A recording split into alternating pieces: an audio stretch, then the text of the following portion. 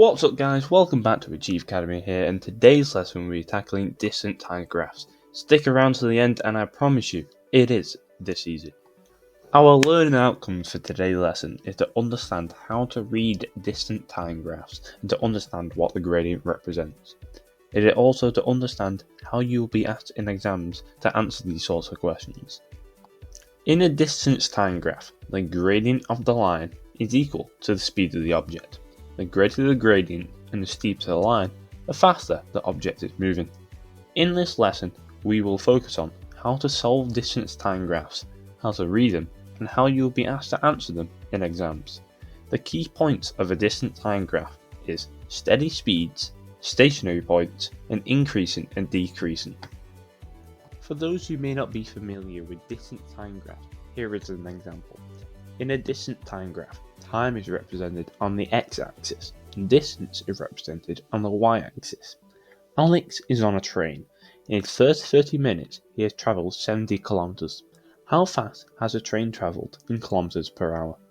When answering distant time graphs, it is very important that we draw lines when given information. Here we are told Alex has travelled 70 kilometers. So we draw a line at 70. We are also told it is taking his first 30 minutes. So we draw all the way down to 30. In an hour, there is 60 minutes, and he has done 70 kilometers in 30.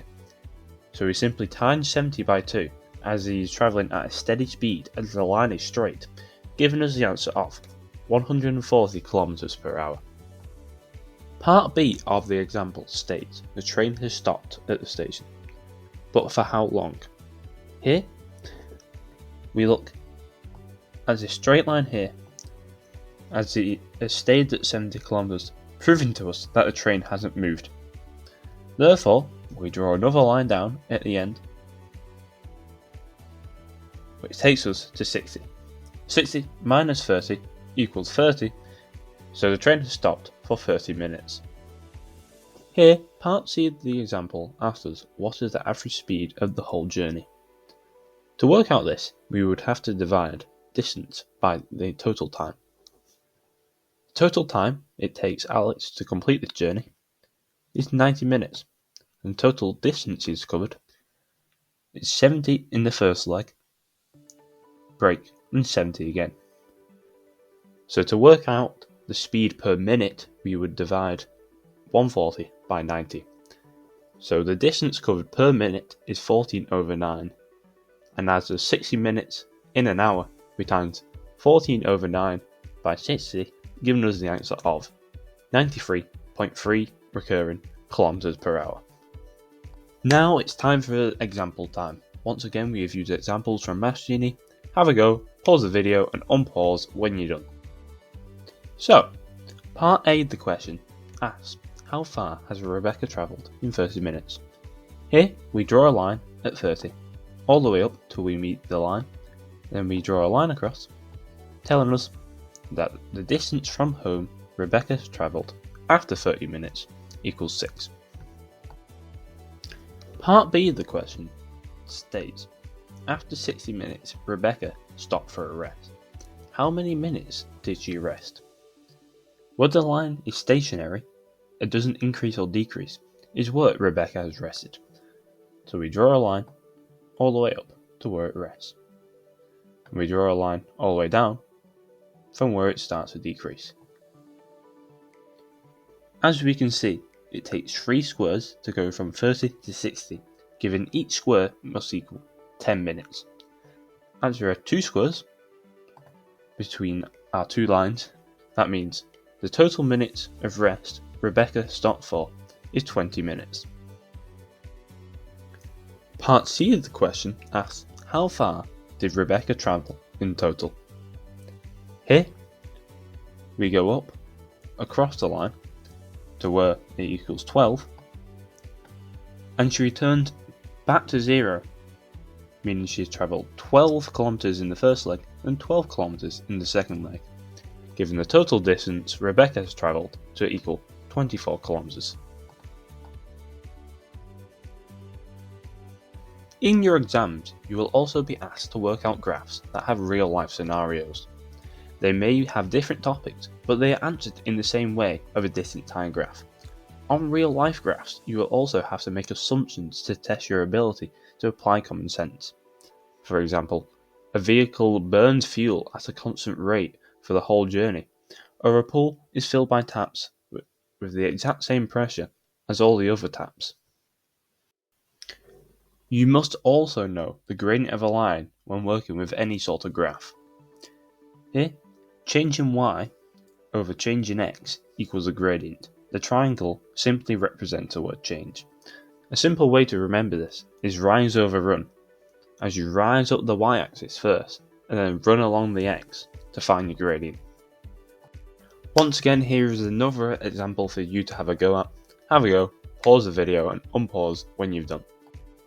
The question starts by saying, John draws a graph to show the amount of petrol his car uses on a 250-mile journey.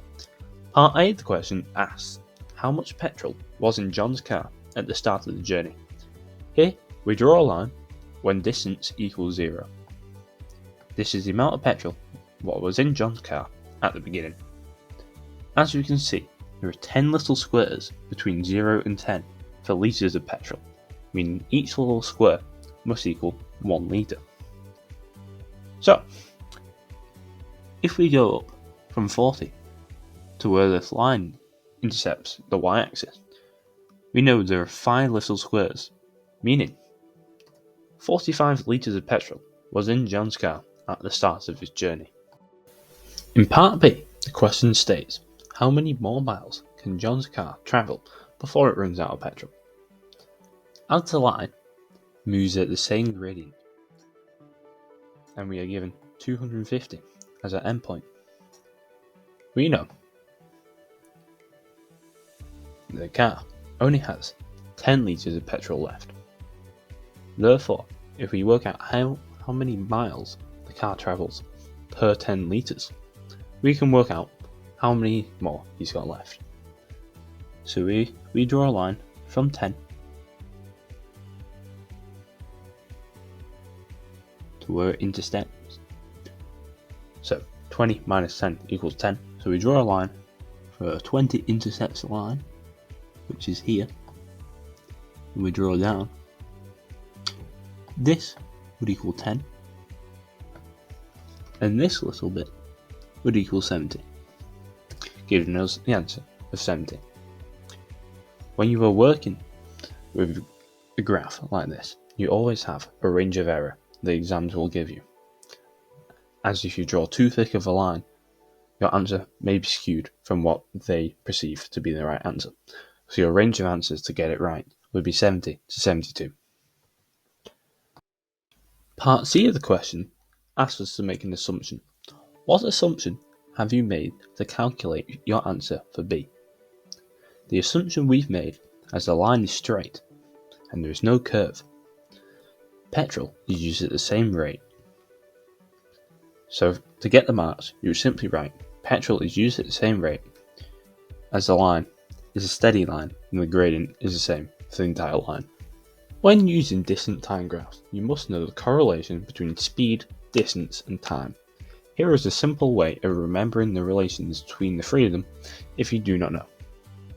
Here is a triangle of 3 placeholder values. Speed times time equals distance. Distance divided by time equals speed. And distance divided by speed equals time. Remember this triangle. Here is one of the hardest questions you'll probably be asked on a distant time graph. Have a go, pause the video and unpause when you've done.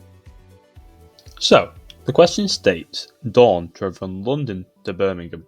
She made one stop at a service station. This is the graph of Dawn's travel plan. Part A of the question asks, for how many minutes did Dawn stop at a service station? As we already know, where it is stationary is where Dawn stopped at a service station. So if we draw a line here, and we also draw a line here, if we work out how many minutes each square represents, we can work out how long Dawn stopped at the service station. From 10 to 11, there are 3 squares, meaning each square is 20 minutes, meaning Dawn stopped at the service station for 40 minutes.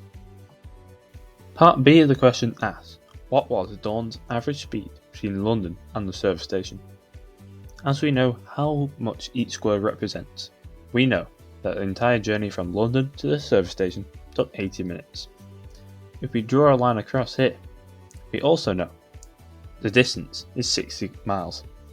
6 divided by 8 is 3/4, giving us the speed for the journey from London to the service station per minute, and as there is 60 minutes in an hour, we times 3/4 by 60, giving us the answer of 45 miles per hour. Finally, Part C states Birmingham is 120 miles away from London. Dawn arrived in Birmingham at 2 p.m. Complete the graph. We move along the x-axis to 2 p.m. and we go up to 1:20. So our line must finish at this blue dot here I'm drawing. So we simply draw a line, and that is completing the graph as we connect to the graph to our final point. And that is the end of today's lesson, ladies and gentlemen. Thank you very much for watching. Please like and subscribe, helps us massively, and hope this has helped you understand distant time graphs, and I will see you in the next one.